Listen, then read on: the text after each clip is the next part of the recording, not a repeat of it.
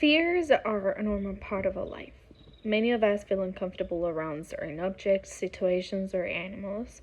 We might not like spiders or elevators, but we can tolerate them. We might detest public speaking, but we can do it whenever we have to.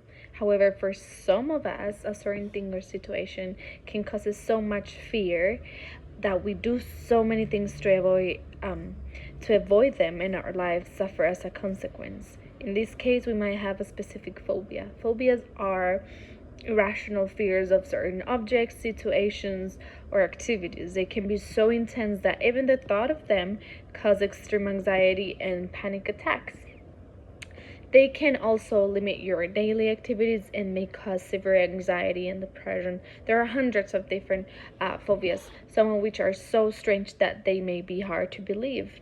Now, the reason why I decided to do this speech is because I have a common phobia myself, which is called nyctophobia, and it is the fear of the dark, which is hereditary. My grandmother has it, my mom has it, and so do I.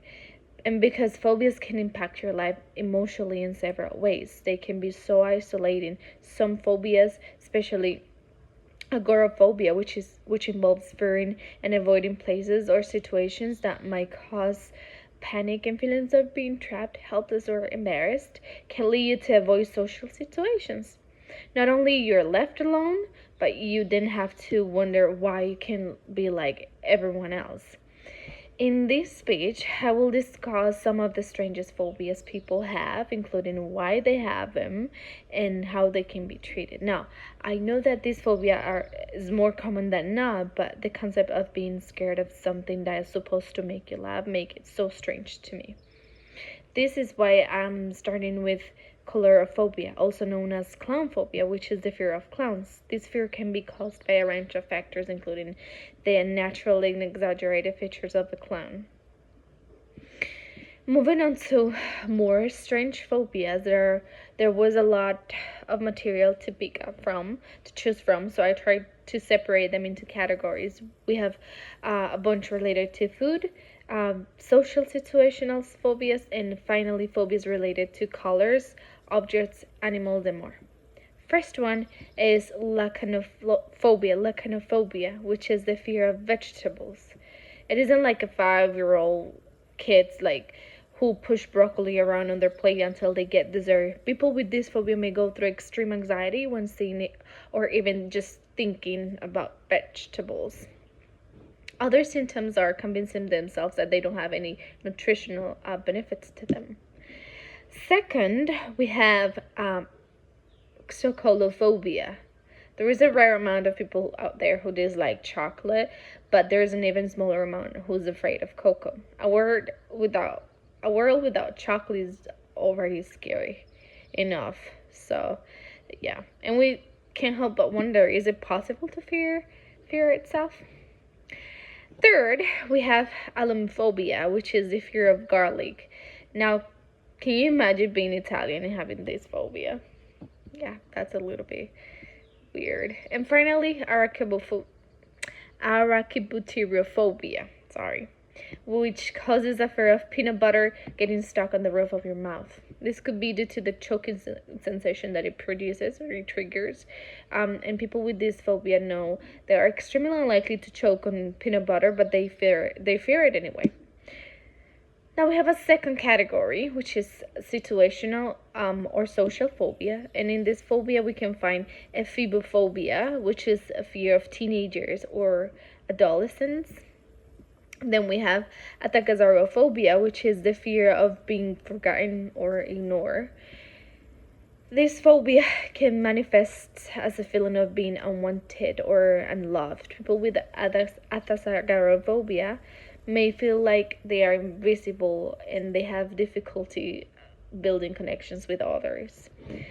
Symptoms include extreme anxiety, avoidance of social situations, and difficulty establishing connections with others. Erythrophobia is the fear of blushing. And finally, in this group, we have ergophobia, which is the fear of work.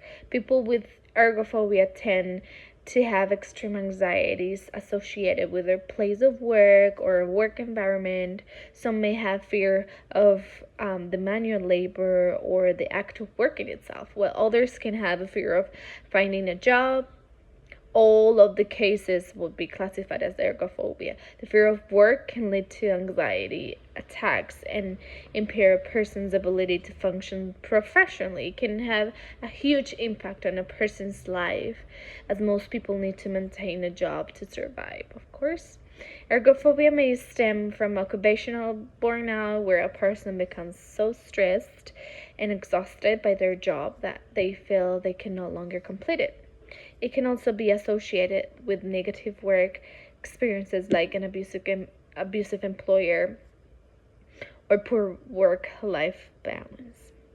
And our last category is more broad. We have phobias related to objects, colors, animals, and animals. The first one is myrmecophobia, which is the fear of ants, the bugs, the little bugs, ants.